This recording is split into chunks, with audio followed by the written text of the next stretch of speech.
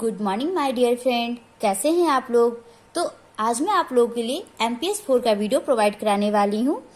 तुलनात्मक राजनीति, मुद्दे और प्रवृत्तियाँ, comparative politics, issues and trends. तो माय डियर फ्रेंड, आप लोग का एग्जाम काफी नजदीक आने वाला है, तो मैंने सोचा कि मैं आप लोगों की एक छोटी सी हेल्प कर देती हूँ। मैं जितने भी चैप्टर्स हैं आपके MPS 4 के, वो मैं आप लोग को कंप्लीट वीडियो प्रोवाइड कराने वाली हूँ विदाउट एनी चार्जेज। ओके, आपको इसकी कोई चार्जेज पे नहीं करना दोस्तों। मैं फ्री ऑफ कॉस्ट आपको सारे चैप्टर्स की वीडियो प्रोवाइड करा दूंगी विद एक्सप्लेनेशन। यानी मैं पहले चैप्टर एक्सप्लेन करूंगी और उसके जो भी क्वेश्चंस इंपॉर्टेंट होते हैं वो भी मैं आपको साथ में उसके आंसर्स के साथ बताने वाली हूँ। तो अगर आप लोग को वीडियो पसंद आए तो आप लोग चैनल को सब्सक्राइब कर लीजिएगा और आपके साथ जो भी आपके फ्रेंड्स तैयारी कर रहे हैं MPS 4 की, उनको वीडियो को शेयर करना मत भूलिएगा। तो चलिए, आज का जो हमारा फर्स्ट चैप्टर्स है वो है तुलनात्मक राजनीति, मुद्दे और प्रवृत्तियां। तो चलिए, पहले मैं आप लोग को चैप्टर समझा देती हूँ। चैप्टर समझना बिकॉज काफी इंपॉर्टेंट है। चैप्टर अगर आप लोग समझ लेते हैं तो क्वेश्चंस किसी भी टाइप का है आप लोग उसको अटेम्प्ट कर सकते हैं। देखिए, प्रस्तावना में क्या बोला जा रहा है। राजनीति सर्वव्यापी गतिविधि है। राजनीति क्या है? सर्वव्यापी गतिविधि है। आरंभ से ही एक राजनीतिक व्यवस्था की तुलना अन्य राजनीतिक व्यवस्थाओं से की जाती रही है। मतलब इस वर्ड्स का मतलब क्या है, इस सेंटेंस का मतलब है मेरे दोस्तों कि आरंभ से ही मतलब स्टार्टिंग से ही एक राजनीतिक व्यवस्था की तुलना दूसरी राजनीतिक व्यवस्थाओं से की जाती रही। जैसे जस्ट एग्जांपल्स देखिए, कांग्रेस को बीजेपी से कंपेयर किया जाता है, भाजपा से किया जाता है, अलग अलग पार्टियों से किया जाता है। तो ये शुरू से हो रहा है, ऐसा नहीं है कि ये अभी हुआ है, पहले से ये चीजें होते आ रही है। ओके, किसी एक राजनीतिक व्यवस्था की अन्य राजनीतिक व्यवस्थाओं से तुलना करने के तरीकों को सामान्यतः तुलनात्मक पद्धति कहा जाता है। ये आपके लिए बहुत ही इम्पोर्टेंट है कि किसी एक राजनीतिक व्यवस्था की अन्य राजनीतिक व्यवस्थाओं से तुलना करने के तरीकों को सामान्यतः तुलनात्मक पद्धति कहा जाता है। ये क्वेश्चंस भी बन रहे हैं आपके एग्जाम्स में। ये पूछा जाएगा कि तुलनात्मक पद्धति किसे कहते हैं, तो आप लोग क्या लिखेंगे कि किसी एक राजनीतिक व्यवस्था की अन्य राजनीतिक व्यवस्थाओं से तुलना करने के तरीकों को तुलनात्मक पद्धति कहा जाता है। मतलब मान लीजिए एक राजनीतिक व्यवस्था है जो दूसरी राजनीतिक व्यवस्था से तुलना करता है, तो उसको क्या कहते हैं? तुलनात्मक पद्धति कहते हैं। ओके, मोटे तौर पर तुलनात्मक राजनीति का अर्थ वलज विभिन्न देशों के मध्य प्रमुख राजनीतिक समस्याओं और विषमताओं के बारे में जानकारी एकत्र करना है। मोटे तौर पे मतलब कि मोटा मोटी ये बताया जा रहा है कि तुलनात्मक राजनीति का जो अर्थ है, जो लक्ष्य है, विभिन्न देशों के मध्य प्रमुख राजनीतिक समस्या और विषमताओं के बारे में जानकारी एकत्र करना है।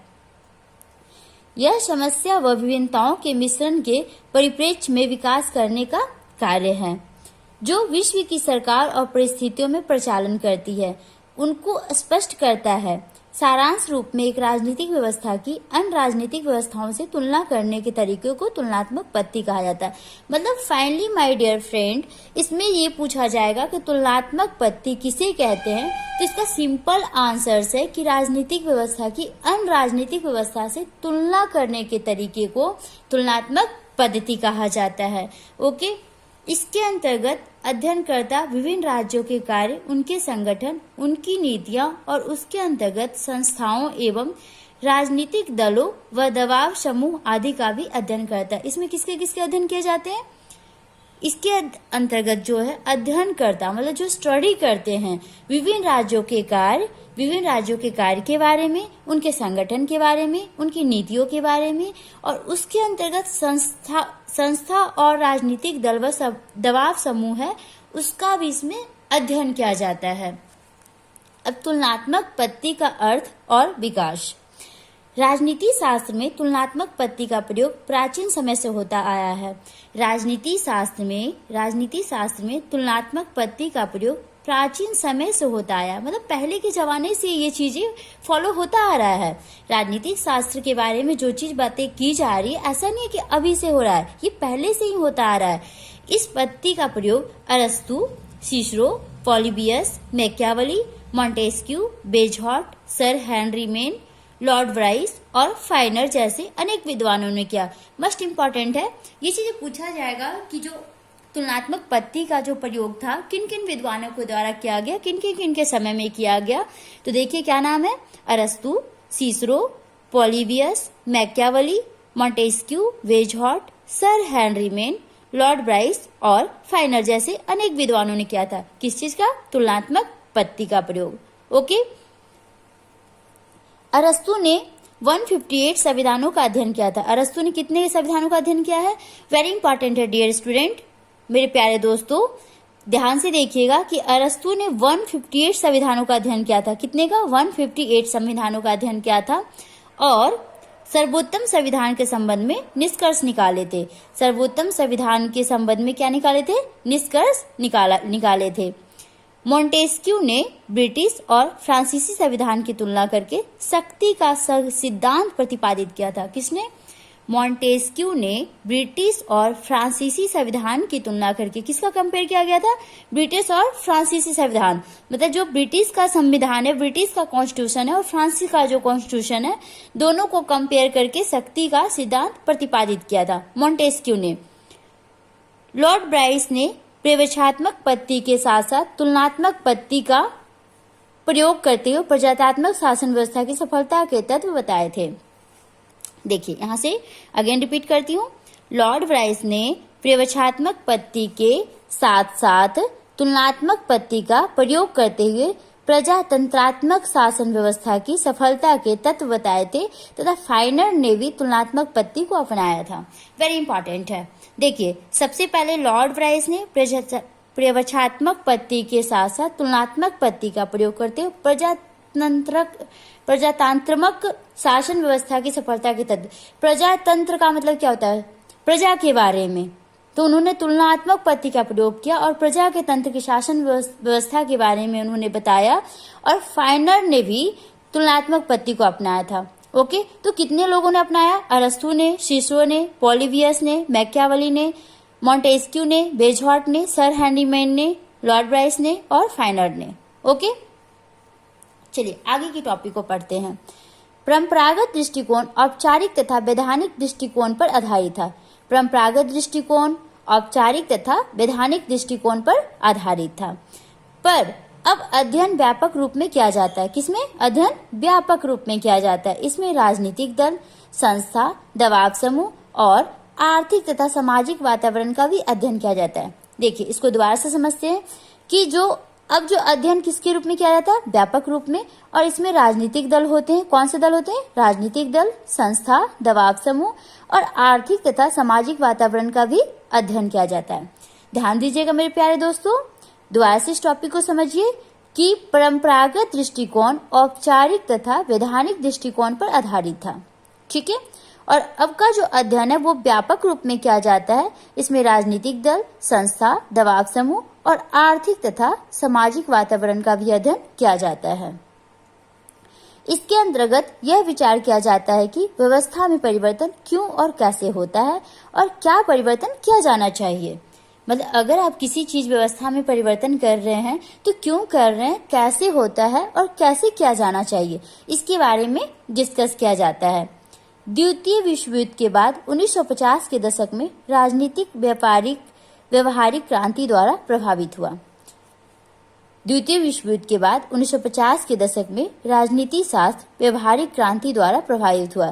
किसके द्वारा हुआ, राजनीति शास्त्र व्यवहारिक क्रांति द्वारा प्रभावित हुआ, क्योंकि औपनिवेशिक व्यवस्था समाप्त हो गई थी। क्या समाप्त हो गया था, औपनिवेशिक व्यवस्था, और नए राज्यों का उदय हुआ जिनका इतिहास, सामाजिक मान्यता व राजनीतिक परंपराएं व अन्य विचार यूरोपीय देशों से भिन्न थे। किससे भिन्न था, जिनका इतिहास, सामाजिक मान्यता, राजनीतिक परंपरा, अन्य विचार यूरोपीय देश से अलग था। भिन्न का मतलब क्या होता है, अलग था। अतएव तुलनात्मक राजनीति में अर्थव्यवस्था प्रकृति व सामाजिक दृष्टिकोण से बहुत अधिक विकसित हो गई थी। किस चीज से, तुलनात्मक राजनीति में अर्थव्यवस्था प्रकृति व सामाजिक दृष्टिकोण से बहुत अधिक विकसित हो गई थी। पर राजनीतिक व्यवस्थाओं में घटित तीव्र परिवर्तनों का विश्लेषण करने का प्रयास और इन्हें परंपरा से हटाकर आधुनिकता की ओर ले जाने का प्रयास सफल रहा। पर राजनीतिक व्यवस्था में गठित तीव्र परिवर्तनों का विश्लेषण करने का प्रयास, इन्हें परंपरा से हटाकर आधुनिकता की ओर ले जाने का प्रयास सफल रहा। मतलब पुराने से नए की ओर लाने में सफल रहा। इस इकाई का दूसरा भाग तुलनात्मक प्रणाली की संभावना पर केंद्रित है, परंतु कुछ विद्वान इस तकनीकी कदम को मान्यता देते हैं और इसके बारे में कुछ व्यवस्थाएं दी जा रही है। ओके, अब जो आपका टॉपिक है वो है तुलनात्मक राजनीति की परिभाषाएं। अब देखते हैं कि तुलनात्मक राजनीति की परिभाषा क्या है। जीन वेल्डन के अनुसार राजनीति वर्तमान विषय में विभिन्न सरकारों का अध्ययन है। जीन वेल्डन के अनुसार क्या है? राजनीति वर्तमान विश्व में विभिन्न सरकारों का अध्ययन है। किसके अनुसार? जीन वेल्डन के अनुसार राजनीति वर्तमान विश्व में विभिन्न सरकारों का अध्ययन है और उसने इन 3 बातों का महत्वपूर्ण माना है। किसने? जीन वेल्डन ने। राजनीति वर्तमान विश्व में विभिन्न सरकारों का अध्ययन, मतलब जो अभी का जो पॉलिटिक्स चल रहा है ना वर्तमान में, वो बहुत सारे सरकारों को स्टडी की गई है और इसमें 3 बातें महत्वपूर्ण हैं। चलिए देख लेते हैं कौन कौन सी 3 बातें महत्वपूर्ण हैं, पढ़ लेते हैं हम लोग भी। देखिए, सबसे पहले जो है आपका विभिन्न देशों की विधान पालिका, कार्यपालिका तथा न्यायपालिका का अध्ययन है। किसके बारे में स्टडी किया गया है? विभिन्न देशों के विधान पालिका, कार्यपालिका तथा न्यायपालिका का अध्ययन है। ओके, किसका किसका अध्ययन है? विभिन्न देशों की विधान पालिका, कार्यपालिका तथा न्यायपालिका का अध्ययन। राजनीति आचरण, जिसके अंतर्गत राजनीति दल, दबाव समूह तथा मतदान प्रणाली का अध्ययन और आर्थिक अध्ययन आदि आते हैं। क्या क्या चीजें आता है? राजनीति आचरण, जिसके अंतर्गत राजनीति दल, दबाव समूह तथा मतदान प्रणाली का अध्ययन और आर्थिक अध्ययन आदि आते हैं। तीसरा पॉइंट क्या है? विधि का अध्ययन। तीसरा पॉइंट क्या है मेरे दोस्तों? विधि का अध्ययन। अब देखिए पढ़ते हैं। एडवर्ड फ्रीमैन के अनुसार तुलनात्मक राजनीति का अध्ययन राजनीतिक संस्थाओं तथा सरकारों के विभिन्न प्रकार के तुलनात्मक विवेचन तथा विश्लेषण करता है। एडवर्ड फ्रीमैन के अनुसार तुलनात्मक राजनीति का जो अध्ययन है वो राजनीतिक संस्था तथा सरकारों के विभिन्न प्रकार के तुलनात्मक विवेचन और विश्लेषण करता है। किसके अनुसार? एडवर्ड फ्रीमैन के अनुसार। एम कॉटेज के अनुसार राजनीतिक संस्था और राजनीतिक व्यवहार की कार्य प्रणाली में महत्वपूर्ण नियमितताओं, समानताओं और असमानताओं का तुलनात्मक राजनीति से क्या संबंध है, इसका अध्ययन करता है। देखिए बहुत इंपॉर्टेंट है। एम कॉटेज के अनुसार राजनीतिक संस्था, राजनीतिक व्यवहार की कार्य प्रणाली में महत्वपूर्ण नियम, समानता, असमानता का तुलनात्मक राजनीति से क्या संबंध है और इसका अध्ययन करता है। एम कॉटेज के अनुसार जो भी हमारी राजनीतिक संस्था है, राजनीतिक व्यवहार की कार्य प्रणाली में महत्वपूर्ण नियम, समानता और असमानता का तुलनात्मक राजनीति से क्या संबंध है, इसके बारे में किसके अनुसार है? एम कॉटेज के अनुसार है। हेरी एक्टन ने विभिन्न राजनीतिक व्यवस्थाओं का अध्ययन, उनका वर्गीकरण, विकास क्रम तथा उनकी विभिन्नताओं और समानताओं को दिखाया है। किसने? हेरी एक्टन ने विभिन्न राजनीतिक व्यवस्थाओं का अध्ययन, उनका वर्गीकरण, विकास क्रम तथा उनकी विभिन्नताओं और समानताओं का दिखाया है और उसका कहना है कि इसके अंतर्गत संपूर्ण मानव ज्ञान का इतिहास सम्मिलित है। किसके अनुसार? हेरी एक्टन के। हेरी एक्टन ने विभिन्न राजनीतिक व्यवस्थाओं का अध्ययन, उनका वर्गीकरण, विकास क्रम तथा उनकी विभिन्नताओं और समानताओं को दिखाया है और उसका कहना है कि इसके अंतर्गत संपूर्ण मानव ज्ञान का इतिहास सम्मिलित है। ब्रेवंती के अनुसार राजनीति संपूर्ण राजनीतिक व्यवस्था के तत्वों की पहचान करती है। ब्रेवंती के अनुसार राजनीति संपूर्ण राजनीतिक व्यवस्था के तत्वों की पहचान करती है। किस चीज की? राजनीति व्यवस्था के तत्वों का, और उन सब का अध्ययन करती है जो राजनीतिक कार्यों व उनके संस्थागत प्रकाशन को प्रभावित करते हैं। दोबारा से रिपीट करते हैं। ब्रेवंती के अनुसार राजनीति संपूर्ण राजनीतिक व्यवस्था के तत्वों की पहचान करती है और उन सब का अध्ययन करती है जो राजनीतिक कार्यों व उनके संस्थागत प्रकाशन को प्रभावित करते हैं। ओके, अब हम लोग पढ़ेंगे मेक राइट्स और वार्ड की परिभाषा के अनुसार राज्य व्यवस्था के 3 अंग है। मेक राइट्स और वार्ड की परिभाषा के अनुसार राज्य व्यवस्था के कितने अंग हैं? 3। पहला देखिए क्या है? ऐतिहासिक परंपरा, भौगोलिक तथा प्राकृतिक साधन, सामाजिक व आर्थिक संगठन, विचारधाराएं, जीवन मूल तथा राजनीति को संचालन करने की विधि तथा सरकार और शासन का ढांचा। ओके।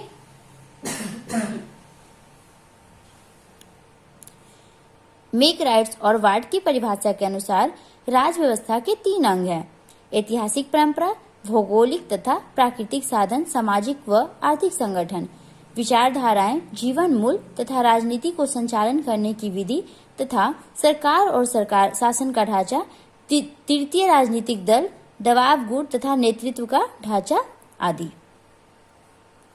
सारांश रूप में यह कहा जा सकता है कि तुलनात्मक राजनीति में हम विभिन्न राज्यों, उनकी समस्याओं, उनकी संस्थाओं तथा सभी कार्यों व अंगों का संपूर्ण अध्ययन करते हैं। किस चीज का? सारांश रूप में यह कहा जा सकता है कि तुलनात्मक राजनीति में हम विभिन्न राज्यों, उनकी समस्याओं, उनकी संस्थाओं तथा सभी कार्यों व अंगों का संपूर्ण अध्ययन करते हैं। तुलनात्मक पत्ती का अर्थ स्पष्ट करते हुए अरेंड लिपहॉर्ड ने लिखा है कि तुलनात्मक पत्ती अन्य सभी परिवर्तियों को स्थिर रखते हुए 2 या अधिक परिवर्तों के बीच समान अनुभाविक संबंधों की स्थापना करने की विधि है। किसके अनुसार है? लिपहार्ड के अनुसार। अरेंड लिपहार्ड ने लिखा है कि तुलनात्मक पत्ती अन्य सभी परिवर्तों को स्थिर रखते हुए 2 या अधिक परिवर्तों के बीच समान अनुभाविक संबंधों की स्थापना करने की विधि है। अब हम लोग पढ़ेंगे अर्थल एल कालवर्ग ने तुलनात्मक पत्ती को मापन का एक रूप मात्र माना है। आर्थर एल कालवर्ग ने तुलनात्मक पत्ती को मापन का एक रूप मात्र माना है। ओके,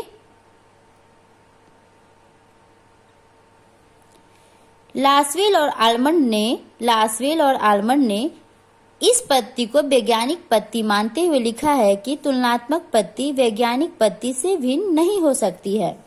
लासवेल और आलमंड ने इस पत्ती को वैज्ञानिक पत्ती मानते हुए लिखा है कि तुलनात्मक पत्ती वैज्ञानिक पत्ती से भिन्न नहीं हो सकती।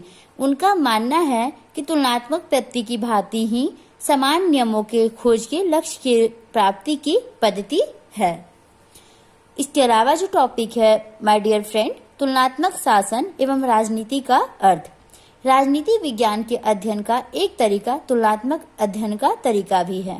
राजनीति विज्ञान के अध्ययन का एक तरीका तुलनात्मक अध्ययन का तरीका भी है, जो बड़ा महत्वपूर्ण है। शासन व्यवस्थाओं का तथा राजनीति का तुलना अध्ययन करके निष्कर्ष निकालना तथा सिद्धांत निश्चित करना, यह बात पूर्ण रूप से नवीन युग की देन नहीं, बेशक आज इस पत्ती को बड़ा महत्व दिया जाता है। प्राचीन यूनान में राजनीति विज्ञान के जनक कहे जाने वाले अरस्तु, इस पे ध्यान दीजिएगा। प्राचीन यूनान में राजनीति विज्ञान के जनक कहे जाने वाले अरस्तु ने भी इसका प्रयोग किया था। ठीक है, उसने अपने समय के 158 संविधानों को तुलनात्मक अध्ययन किया था। अरस्तु ने कितने संविधानों का अध्ययन किया? 158। और पहले के समय में राजनीतिक विज्ञान का जनक कहे जाने वाले अरस्तु, इंपॉर्टेंट है, राजनीतिक विज्ञान के जनक किसको कहा जाता था? अरस्तु को। उन्होंने 158 संविधानों को तुलनात्मक अध्ययन किया था और इसके आधार पर अपने बहुत से विचार निश्चित किए थे। Got it? इस पॉइंट को ध्यान से सुनिएगा। शासन का अर्थ है वह व्यवस्था जो राज की इच्छा की अभिव्यक्ति तथा पूर्ति करती है। शासन का क्या अर्थ होता है दोस्तों? वह व्यवस्था जो राज की इच्छा की अभिव्यक्ति तथा पूर्ति करती है। शासन व्यवस्था में वैसे तो मुख्य रूप से 3 अंग हैं। क्या क्या? कार्यपालिका, विधानसभा और न्यायपालिका। शासन व्यवस्था में कितने होते हैं? वैसे तो 3 होते हैं। कौन कौन से होते हैं मेरे दोस्तों? कार्यपालिका, विधानसभा, न्यायपालिका आते हैं। परंतु इसके विस्तृत अर्थ लेते हुए इसमें संविधान, शासन तंत्र, राजनीतिक दल, अनौपचारिक संस्थाएं भी सम्मिलित समझ आते हैं। राजनीति का अभिप्राय साधारणतः उन सभी गतिविधियों से है जो शक्ति के नियंत्रण, निर्णय तथा नीति निर्धारण तथा शक्ति के प्रयोग को प्रभावित तथा क्रियान्वित करती है। शासन और राजनीति का संबंध राजनीतिक संस्थाओं तथा राजनीतिक क्रियाओं तथा प्रक्रियाओं से है। राजनीति शास्त्र के विद्यार्थी के लिए राजनीतिक संस्थाओं तथा राजनीति के कार्यप्रणाली का अध्ययन कर लेना ही काफी नहीं है तथा यह जान लेना ही सब कुछ नहीं है कि किस देश में शासन व्यवस्था किस प्रकार की है, बल्कि यह जानना भी आवश्यक है कि विभिन्न देशों के शासन व्यवस्था तथा राजनीतिक कार्य प्रणालियों में क्या समानताएं हैं और क्या असमानताएं हैं और क्यों हैं। तो ये सारी चीजें जानना काफी इम्पोर्टेंट है। अब देखिए, अब जो आपका टॉपिक है मेरे दोस्तों वो है तुलनात्मक शासन तथा राजनीति की परिभाषाएं।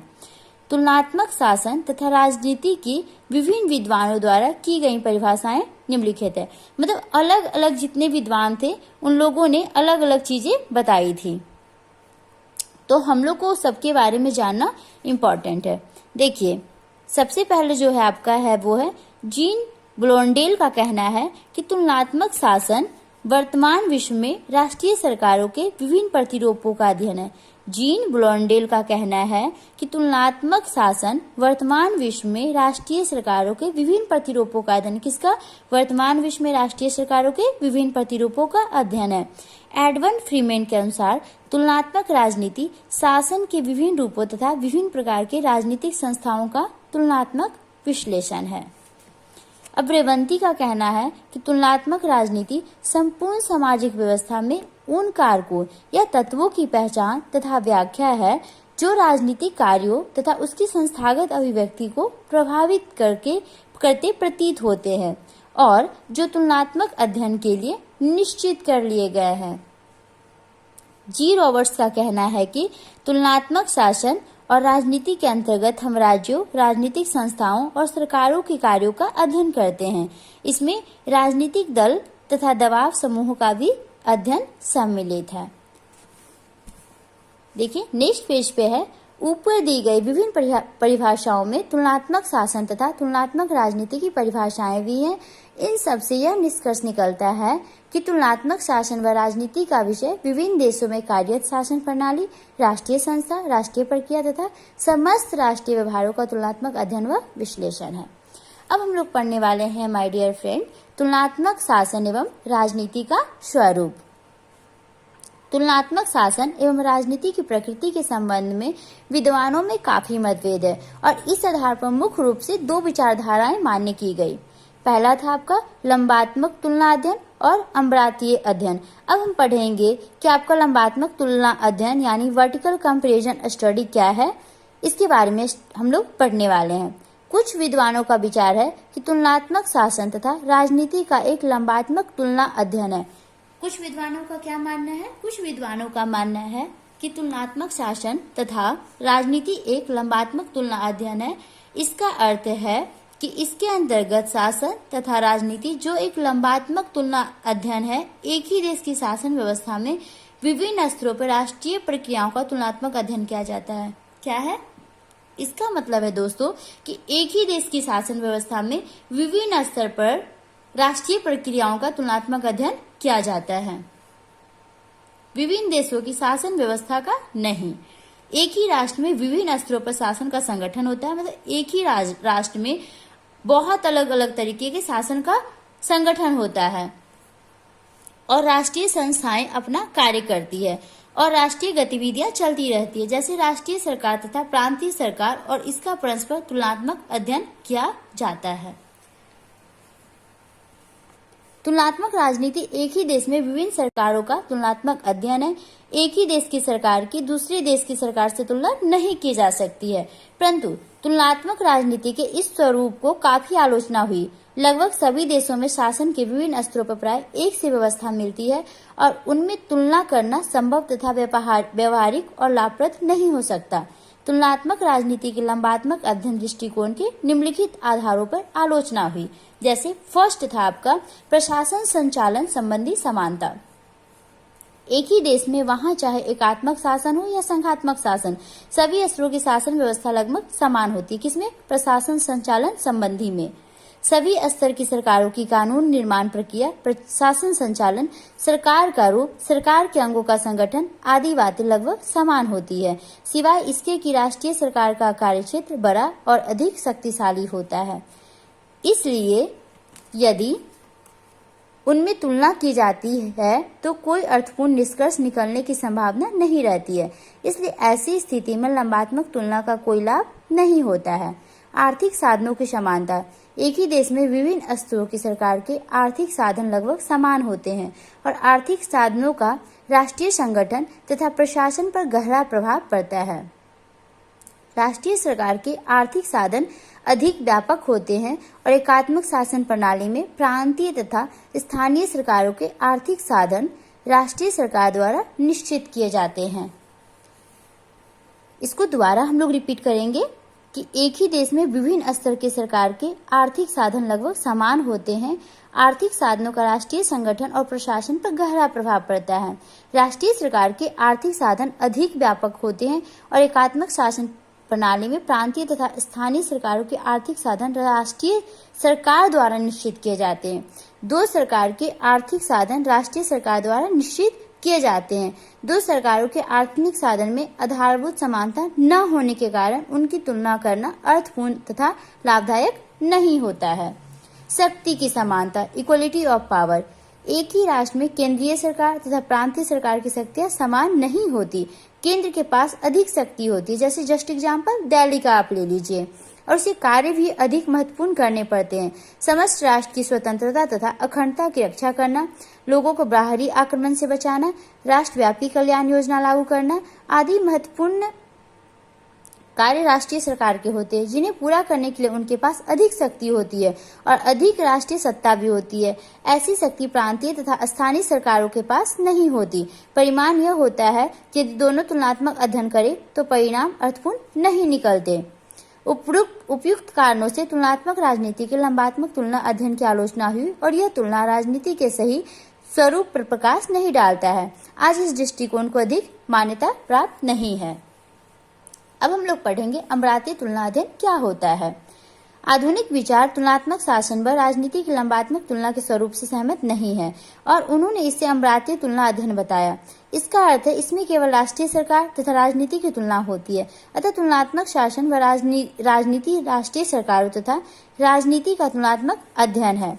एक राष्ट्रीय सरकार को अपने ही राष्ट्र की किसी पुराने समय की राष्ट्रीय सरकार से तुलना हो सकती है तथा वर्तमान समय की या एक ही समय की विभिन्न देशों की राष्ट्रीय सरकारों की तुलना की जाती है। विभिन्न राष्ट्रीय सरकार में शासन संगठन, शासन संचालन, शक्ति, आर्थिक संसाधन आदि के आधार पर आपस में काफी समानताएं तथा असमानताएं होती है। राष्ट्रीय सरकार में ऐसे सामान्यीकरण संभव होते हैं जिनके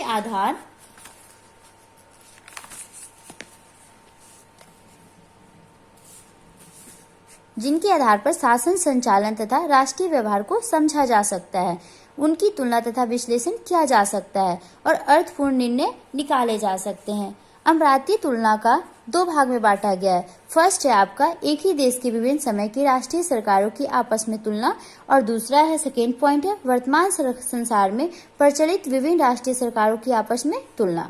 देशों की अपनी राष्ट्रीय सरकारों की ऐतिहासिक तुलना। किसी भी देश की वर्तमान शासन व्यवस्था भूतकाल में घटी घटनाओं तथा प्रयत्नों का परिणाम होता है। उसे उसके अतीत में पूर्णतः अलग नहीं किया जा सकता। इसलिए वर्तमान सरकार उसकी संस्थाओं के संचालन तथा राष्ट्रीय गतिविधियों का सही विश्लेषण अतीत के संदर्भ को ध्यान में रखकर ही किया जाता है। भारत के वर्तमान संविधान पर स्वतंत्रता प्राप्ति से पहले की शासन व्यवस्था की गहरी छाप है। इंग्लैंड का संविधान तो क्रमिक विकास का ही परिणाम है, परंतु एक ही देश के विभिन्न कालों की राष्ट्रीय सरकारों तथा राष्ट्रीय संस्थाओं में 100% समानता नहीं मिल सकती। इनमें थोड़ी बहुत असमानता अवश्य मिलेगी। यदि इनकी तुलनात्मक अध्ययन किया जाए तो यह अमराती तुलनात्मक अध्ययन कहलाएगा। सेकेंड पॉइंट है विश्व में प्रचलित विभिन्न राष्ट्रीय सरकारों की आपस में तुलना।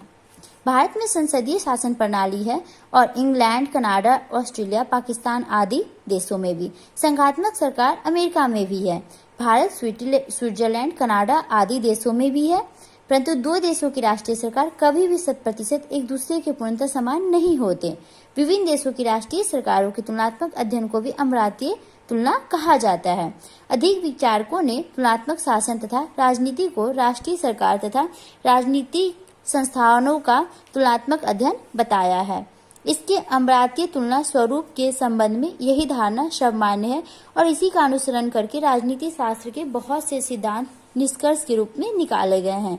तुलनात्मक शासन तथा राजनीति के इस स्वरूप से स्पष्ट है कि इसके अंतर्गत वर्तमान विश्व की राष्ट्रीय सरकार, राजनीति संस्था तथा राजनीतिक प्रक्रिया का तुलनात्मक अध्ययन तो होता ही है। इसके साथ ही इसमें एक ही देश के विभिन्न कालों की राष्ट्रीय सरकारों का तुलनात्मक अध्ययन तथा एक ही देश की विभिन्न सरकारों का तुलनात्मक अध्ययन तथा एक ही देश के विभिन्न स्तरों पर गठित सरकारों का तुलनात्मक अध्ययन भी होता है। अब देखिए क्या है तुलनात्मक शासन व राजनीति का विषय क्षेत्र। तुलनात्मक शासन व राजनीति का विषय क्षेत्र क्या है? इसके बारे में काफी मतभेद है। इसके विषय क्षेत्र के संबंध में दो दृष्टिकोण है, कानूनी अथवा संस्थागत दृष्टिकोण और व्यवहारवादी दृष्टिकोण। अब हम लोग पढ़ेंगे कि कानूनी अथवा संस्थागत दृष्टिकोण क्या होता है। प्राचीन राजनीतिक विचारकों ने इसके विषय क्षेत्र के संबंध में कानूनी अथवा संस्थागत दृष्टिकोण का समर्थन किया है। उनका कहना था कि तुलनात्मक शासन और राजनीति का अध्ययन कानून अथवा संविधान के सीमा के अंदर होनी चाहिए, अर्थात संविधान कानून द्वारा स्थापित सरकारी संरचना अथवा राजनीतिक संस्थाओं के राजनीतिक व्यवहार का तुलनात्मक अध्ययन ही इसका विषय क्षेत्र है। उनका कहना है कि संविधान के अंतर्गत राजनीतिक संस्थाओं जैसे कि कार्यपालिका, विधानपालिका, न्यायपालिका आदि की रचना उनकी शक्तियों, कार्यों तथा संविधान द्वारा निश्चित किए गए राजनीतिक व्यवहार आदि के आधार पर ही तुलनात्मक अध्ययन किया जाना चाहिए, अर्थात उन्हीं राजनीतिक संस्थाओं तथा राजनीतिक व्यवहार की तुलना की जानी चाहिए जो कानून द्वारा निश्चित तथा मान्य है। इस प्रकार ये विचारक केवल राजनीतिक संस्थाओं की तुलना पर आधारित अध्ययन को ही तुलनात्मक शासन व राजनीति मानते हैं। नेक्स्ट पॉइंट है माय डियर फ्रेंड, व्यवहारवादी दृष्टिकोण। तुलनात्मक शासन व राजनीति के विषय क्षेत्र के संबंध में दूसरे दृष्टिकोण के समर्थकों का विचार है कि संविधान के अंतर्गत स्थापित राजनीतिक संस्थाओं की तुलना से राजनीतिक व्यवहार को वास्तविक रूप में नहीं समझा जा सकता। रूस में कानूनी दृष्टिकोण से लोकतंत्र है, परंतु वास्तविक राजनीतिक व्यवहार लोकतांत्रिक नहीं है। इंग्लैंड में भी जो दिखाई देता है वह वास्तविक रूप में नहीं है और जो वास्तविक रूप में है वो दिखाई नहीं देता। इसलिए किसी शासन व्यवस्था के वास्तविक रूप का केवल कानून या संविधान की सीमा में बंदी संस्थाओं के अध्ययन से पता नहीं चल सकता। इसलिए शासन व्यवस्थाओं की संस्थागत तुलना पूर्ण रूप से सार्थक नहीं हो सकती। राजनीतिक संस्थाओं की तुलना करते हुए उन तथ्यों तथा कारकों को भी तुलनात्मक शासन व राजनीति के अंतर्गत औपचारिक तथा अनौपचारिक दोनों प्रकार के संस्थाओं के राजनीतिक व्यवहार का अध्ययन तथा उनकी तुलना करना आवश्यक है।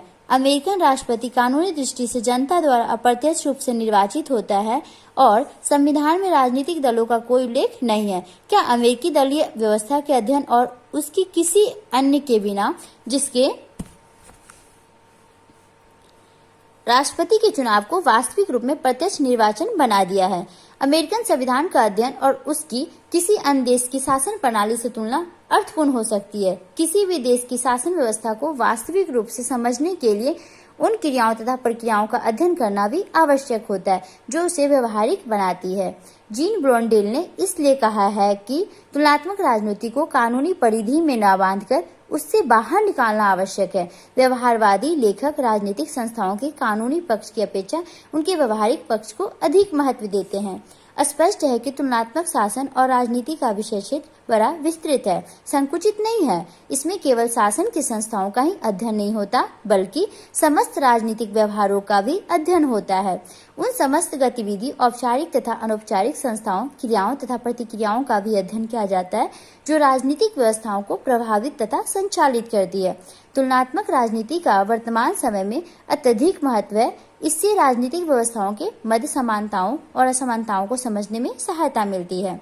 इससे राजनीतिक व्यवस्था में की गई मांगों की प्रकृति को समझने में सहायता मिलती है तथा राजनीतिक चुनौती को समझने की क्षमता प्राप्त होती है तथा विभिन्न हितों के मध्य सामंजस्य स्थापित करने में और समझने में सहायता मिलती है। इसके अतिरिक्त इसके द्वारा विभिन्न राजनीतिक तथ्यों को समझना भी संभव है। यह एक वैज्ञानिक पद्धति है, इसलिए इसके द्वारा सिद्धांत निर्माण करना भी संभव है।